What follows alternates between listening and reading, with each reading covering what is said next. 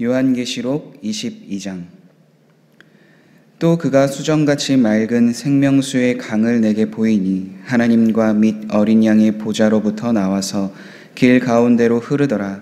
강 좌우에 생명나무가 있어 12가지 열매를 맺되 달마다 그 열매를 맺고 그 나무 잎사귀들은 만국을 치료하기 위하여 있더라. 다시 저주가 없으며 하나님과 그 어린 양의 보좌가 그 가운데에 있으리니 그의 종들이 그를 섬기고 그의 얼굴을 볼 터이요 그의 이름도 그들의 이마에 있으리라. 다시 밤이 없겠고 등불과 햇빛이 쓸데없으니 이는 주 하나님이 그들에게 비치심이라. 그들이 세세토록 왕노릇 하리로다. 또 그가 내게 말하기를 이 말은 신실하고 참된지라. 주 곧 선지자들의 영의 하나님이 그의 종들에게 반드시 속히 되어질 일을 보이시려고 그의 천사를 보내셨도다. 보라, 내가 속히 오리니 이 두루마리의 예언의 말씀을 지키는 자는 복이 있으리라 하더라. 이것들을 보고 들은 자는 나 요한이니 내가 듣고 볼 때에 이 일을 내게 보이던 천사의 발 앞에 경배하려고 엎드렸더니 그가 내게 말하기를 나는 너와 내 형제 선지자들과 또 이 두루마리의 말을 지키는 자들과 함께 된 중이니 그리하지 말고 하나님께 경배하라 하더라. 또 내게 말하되 이 두루마리의 예언의 말씀을 인봉하지 말라. 때가 가까우니라. 불의를 행하는 자는 그대로 불의를 행하고 더러운 자는 그대로 더럽고 의로운 자는 그대로 의를 행하고 거룩한 자는 그대로 거룩하게 하라. 보라, 내가 속히 오리니 내가 줄 상이 내게 있어 각 사람에게 그가 행한 대로 갚아 주리라. 나는 알파와 오메가요 처음과 마지막이요 시작과 마침이라.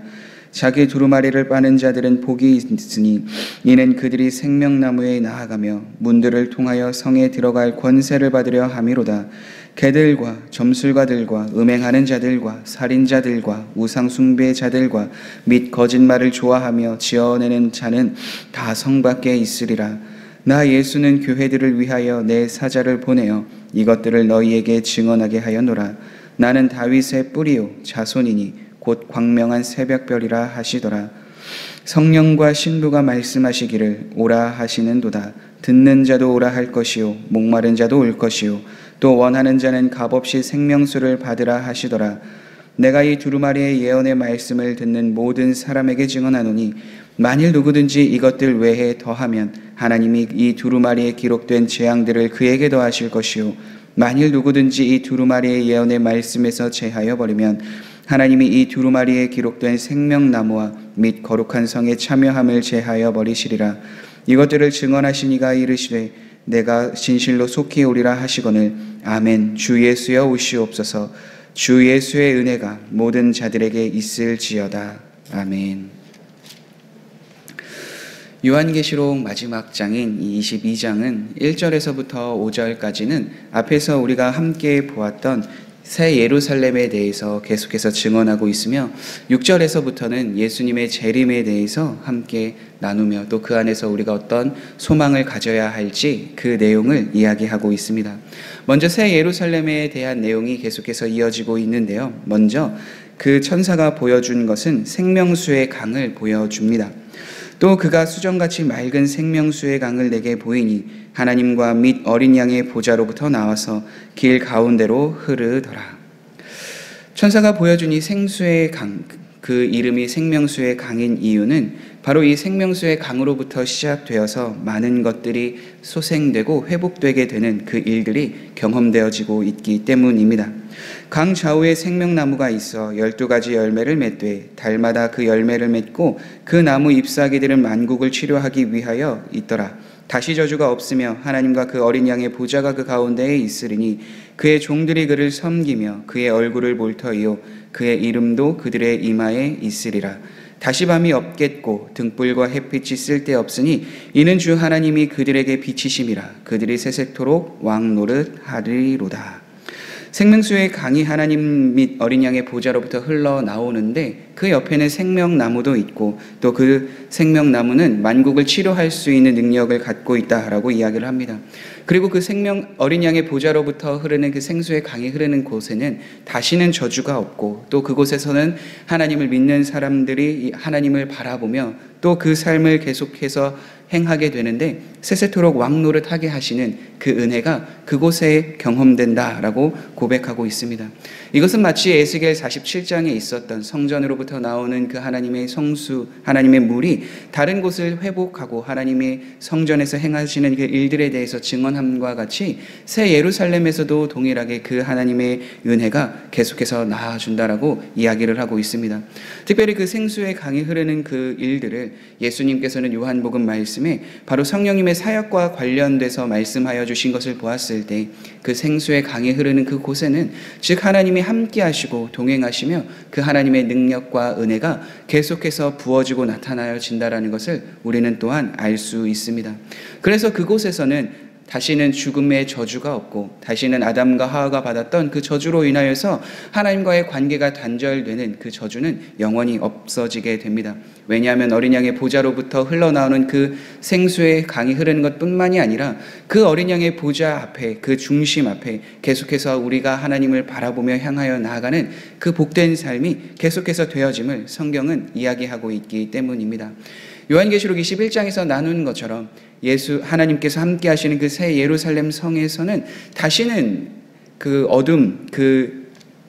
어둡게 되는 그 일들이 없게 되는데, 왜냐하면 바로 하나님과 어린 양이 바로 성전이 되어 주셨고 또 그 성전 안에서 일어나는 일들을 통해서 계속해서 하나님의 영광이, 하나님의 은혜가 성도들과 함께하고 있는 백성들에게 계속해서 비춰지기 때문입니다.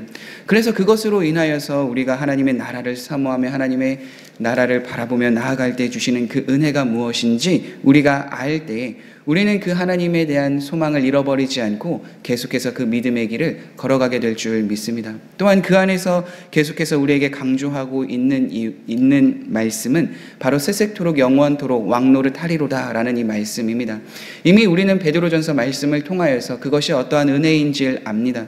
베드로전서 2장 9절에서 말하고 있는 것처럼 너희는 택하신 족속이요 왕같은 제사장이라 거룩한 나라요 그의 소유된 백성이다 라고 말하고 있는 것을 보았을 때 이미도 천국 백성은 베드로전서 2장 9절의 말씀, 그 은혜가 누려지고 경험된다라는 걸 우리는 알 수 있습니다.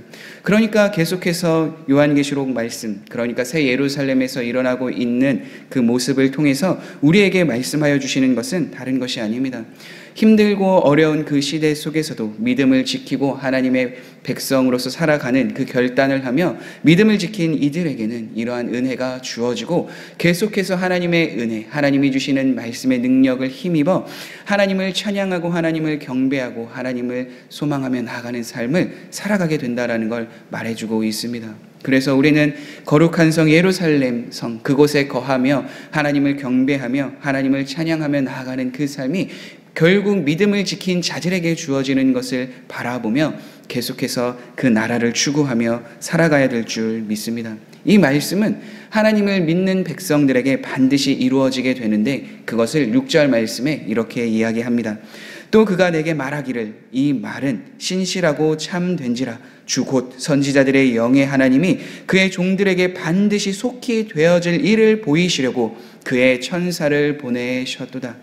이미 구약 성경을 통하여서 하나님이 어떠한 분이신지를 그 백성들에게 알려주셨고 또 그 믿는 길을 계속해서 걸어가야 함을 알려주셨습니다. 그런데 그곳에서 그 말씀을 듣지 못하고 말씀을 깨닫지 못하고 계속해서 하나님을 바라보지 못하게 되자 하나님께서는 자신이 가장 사랑하셨던 하나뿐인 아들 예수님을 이 땅에 보내주시며 그 예수 그리스도를 믿는 은혜를 그 시대에 살아가고 있는 사람들 또 오늘날 이 시대를 살아가고 있는 우리들에게 보여주셨고 말씀하여 주셨으며 또 그것을 통하여서 이제는 영원한 하나님의 나라 새 예루살렘 성에 거할 수 있는 그 은혜를 주셨습니다. 그런데 그 일들이 바로 참되고 진실됨으로 그것을 믿는 사람들에게는 그 일이 주어지겠지만 그것을 믿지 않는 사람들에게는 그 복이 그 은혜가 주어지지 않음을 6절 말씀을 통하여서도 계속해서 말씀해주고 있습니다. 그래서 요한계시록 1장에서도 오늘 본문 8절에서도 7절에서도 이 말씀을 지키는 사람들에겐 복이 있다라고 분명하게 말해주고 있습니다. 보라 내가 속히 오리니 이 두루마리의 예언의 말씀을 지키는 자는 복이 있으리라. 다른 복이 아닙니다. 이미도 요한계시록 말씀에서 이야기하셨던 것처럼 하나님 나라에 거하는 참된 복, 그 복을 주시겠다라고 말씀해 주셨고 그것을 믿는 사람들에게만 이 복이 주어진다라는 걸 우리는 알 수 있습니다. 그렇게 이 복을 누리기 위해서, 이 하나님의 은혜를 누리기 위해서 우리는 믿음을 저버리지 않고 믿음의 길에서 이탈하지 않고 계속해서 주님을 바라보며 나아가는 자리에 서 있어야 될 줄 믿습니다. 그리고 그러한 마음을 갖고 계속해서 하나님을 향한 그 성도들에게 주시는 마지막 말씀은 다른 것이 아닙니다.